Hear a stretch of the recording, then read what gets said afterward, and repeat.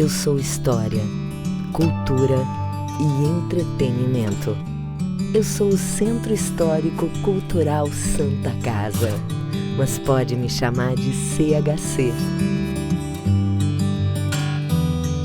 Aqui você encontra arte, história, educação, lazer e propósito. Porque quando você participa da nossa programação, compra nossos produtos ou faz um evento conosco, você contribui para que mais cultura chegue à comunidade. Por isso, o CHC é seu também.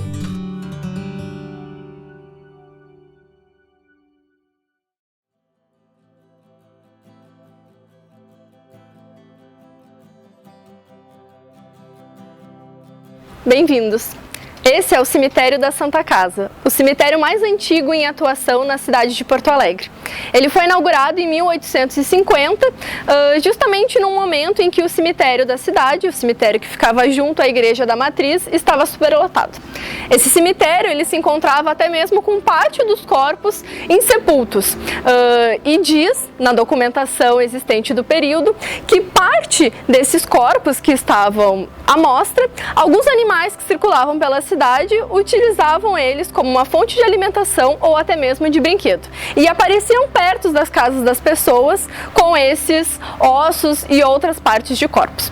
Bom, havendo essa necessidade, então, foi pensado um cemitério numa localidade afastada da cidade de Porto Alegre, até então muito pequena. Se pensou então o Alto da Azenha, um espaço sobre uma colina, e nesse momento então se fundou aqui o cemitério da Santa Casa. Nesse espaço, hoje nós temos diversas obras de arte, esculturas, mausoléus, que representam toda uma cultura artística desse período. Nessa área principal está um antigo espaço onde eram jardins.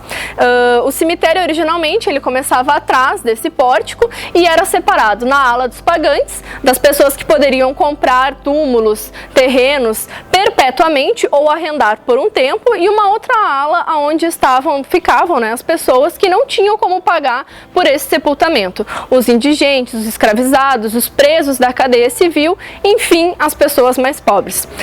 Nesse espaço, nós temos, então, cerca de algumas sepulturas, para onde esses corpos eles ficam de 3 a 5 anos. Depois disso é feito então a exumação, se retira os restos mortais e a sepultura ela fica aberta novamente para outros sepultamentos. Na ala então dos pagantes nós temos esculturas, mausoléus, toda uma produção artística de artistas, escultores. Eu queria mostrar para vocês as assinaturas desses artistas e dessas empresas que faziam então esses mausoléus.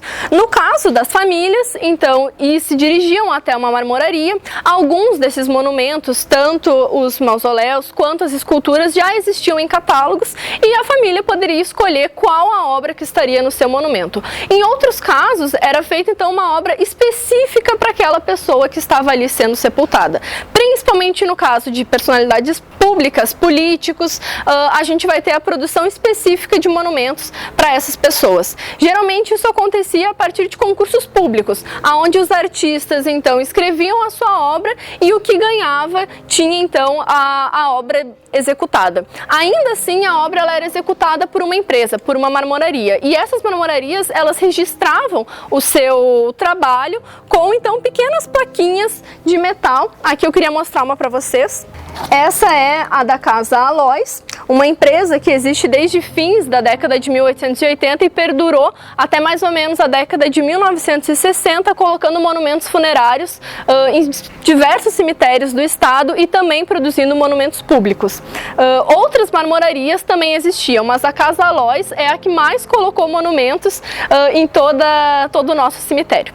Uma próxima esculturas, que eu gostaria de mostrar é aqui nessa área.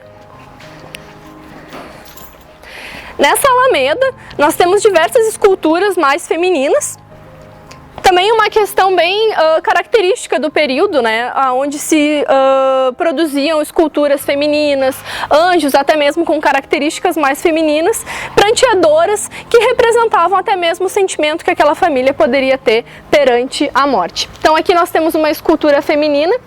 O que eu acho de mais interessante nessa escultura é toda a ideia de movimento que o artista consegue trazer. A gente percebe que acima do cabelo dela um véu cobre esse cabelo e ainda nós temos um vento, né? Porque esse véu parece que ele está se balançando.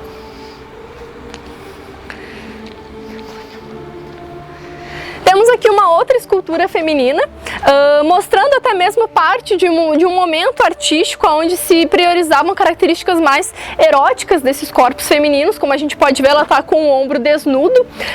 É uma posição de uma escultura que olha, né, para o céu, e ao lado dela nós temos um brotinho de flor nascendo, né? Então até mostrando, né, como poderia ser a forma dessa família lidar com a morte. Tristeza, porém já uma aceitação e uma ideia de que a vida continua. Algo completamente diferente dessa próxima escultura que eu gostaria de mostrar para vocês.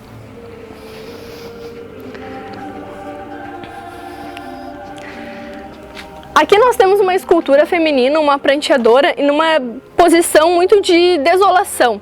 Ela está então com a sua mão, né, cobrindo o rosto, e ao lado da parte esquerda do corpo, ela segura junto ao seu corpo uma flor de papoula. Essa flor, ela tem uma representação relacionada à morte, é a flor do sono eterno, porque é justamente dessa planta que se extrai o ópio. E ao lado dessa escultura aqui a gente também consegue ver questões de elementos eróticos, porque ela está com os dois ombros desnudos. A gente pode ver que a veste dela só cobre o ombro. A outra escultura que eu gostaria de mostrar, uma outra escultura feminina, nós temos aqui um anjo, que indica então toda a representação de um anjo da saudade que está pousado sobre o monumento, também com os seus ombros desnudos, né, a silhueta bem feminina, os seios bem proeminentes, e a gente consegue ver então essa escultura, né, colocando flores sobre a sepultura da família, sobre o túmulo. Aqui nós temos então uma unidade, temos uma reprodução da Pietà. Esse daqui é um dos monumentos mais reproduzidos em cemitério, inclusive no cemitério da Santa Casa nós temos diversas reproduções da Pietà, tanto em bronze, como é essa daqui, quanto até mesmo em mármore, como as outras que a gente viu. Então é uma obra inspirada na Pietà de Michelangelo, que está originalmente na Capela Sistina, e a gente vê então Maria segurando já nos seus braços o corpo do seu filho Cristo já morto. No cemitério da Santa Casa também estão sepultadas diversas personalidades da história do Rio Grande do Sul. Temos aqui o exemplar do Júlio de Castilhos, governador do estado do Rio Grande do Sul. Isso na década de 1890. Temos aqui então representado muitos elementos relacionados à sua ideologia política, o positivismo. Como podemos ver, no topo temos uma águia que representa então toda a liderança do Júlio frente ao estado. Abaixo, a data da Constituição do Rio Grande do Sul, a qual ele escreveu praticamente sozinho. Abaixo temos um medalhão com o busto do Júlio e a frase: "O Rio Grande do Sul a Júlio de Castilhos". Por ter sido um monumento pago pelo governo, então é uma homenagem que todo o estado faz a esse ilustre presidente da província, como ele era chamado.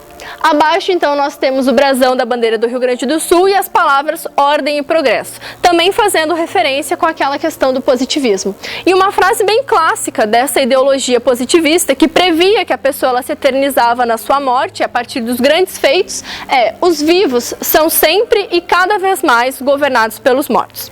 Abaixo nós temos uma escultura feminina que representa a República Brasileira. Ela segura a bandeira do Brasil e no lado direito do seu corpo uma coroa de louros, que representa então toda a glória desse personagem. Podemos ver bem na sua expressão a tristeza e o pesar pela perda desse grande político e grande homem. Aqui temos então um exemplar do Pinheiro Machado, foi senador, Ele faleceu no início do século XX com uma facada nas costas lá no Rio de Janeiro. Bom, quando ele falece, foi feito um grande concurso público para representar o seu monumento funerário. Quem ganhou esse concurso foi um artista português chamado Rodolfo Pinto do Couto. E o desafio foi mostrar toda essa insatisfação frente a esse assassinato na sua obra. Vemos então o morto deitado num leito, estilo ao que o imperador Júlio César foi apresentado à sociedade romana. Ele também foi assassinado. Sobre ele nós temos uma escultura feminina que representa a República. Ela está segurando na parte esquerda, com sua mão esquerda, ela segura a bandeira do Brasil que cobre o Pinheiro Machado. E também é interessante a gente ver a expressão no rosto dessa escultura. Essa República, diferente da República que está representada no do Júlio de Castilhos, ela não tem um olhar de pesar, ela tem um olhar pensando nessa injustiça que foi feita, como que em busca de descobrir o que realmente aconteceu com o seu filho. Ao fundo nós temos um altar cívico, temos também algumas esculturas de crianças que representam as futuras gerações e lá ao fundo temos uma outra escultura feminina.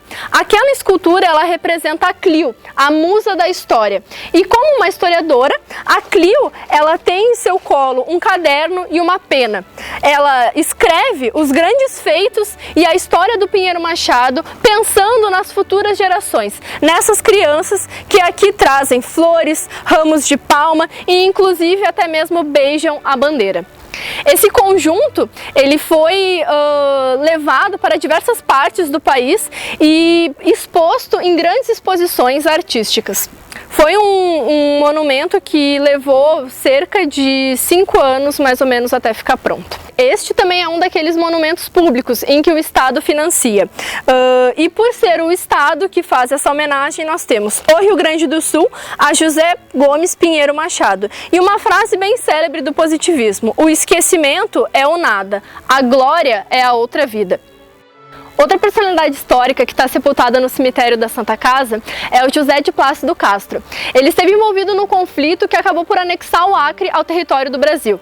Ele também foi assassinado e quando seu corpo foi trazido para o Rio Grande do Sul para ser sepultado aqui na Santa Casa, também o artista teve que expor toda essa ideia na sua obra. E o que nós vemos aqui é uma escultura da justiça.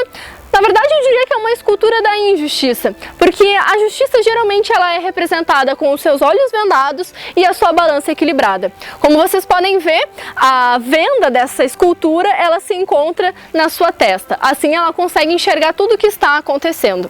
A sua balança não só não está equilibrada, como ela pende para um lado aonde a espada, que é o poder de decisão, aponta.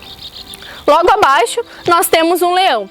Bom, esse leão, representando o José Plácido, ele apresenta uma expressão de sobressalto, de susto. O que será que aconteceu com ele? Também foi atingido pelas costas, foi a forma como o nosso militar faleceu. E assim, então, se vocês chegarem aqui na lateral, vocês vão conseguir ver uma flecha cravada nas suas costas. Um dos nossos exemplares mais antigos é o do general Manuel Marques de Souza, o Conde de Porto Alegre. Ele foi um militar que esteve envolvido em conflitos contra a Argentina, o Paraguai e até mesmo na Revolta Civil Farroupilha. Aqui nós temos então o seu mausoléu. Ele faleceu no ano de 1875 e o que nós vemos aqui, o brasão da família. Uma curiosidade desse monumento é que o caixão ele não foi sepultado. Ele encontra-se sobre um suporte dentro do mausoléu. Neste exemplar, temos uma obra do artista Antônio Caringi, um artista lá de Pelotas, conhecido mundialmente e que fez uma obra também daqueles concursos públicos para o general Daltro Filho. Ele foi interventor federal aqui no Rio Grande do Sul, na época do governo Vargas. Aqui vemos duas esculturas representadas, uma do Daltro Filho enquanto um general e outra enquanto um gaúcho tipicamente vestido. E uma curiosidade muito interessante é que esse mesmo artista, Antônio Caringi, foi o responsável pela escultura do Laçador aqui de Porto Alegre. O túmulo mais visitado do Rio Grande do Sul e do cemitério da Santa Casa é o do cantor Teixeirinha. Aqui vemos uma escultura em bronze do artista. Uma curiosidade a respeito desse monumento é que o artista escolheu o terreno ainda em vida aqui no cemitério. Porém, a escultura ela é feita póstumamente. Temos também o exemplar do Vigário José Inácio, pároco da Igreja do Rosário. Aqui vemos as representações principalmente ligadas à sua vida religiosa, como o crucifixo, a estola e a Bíblia.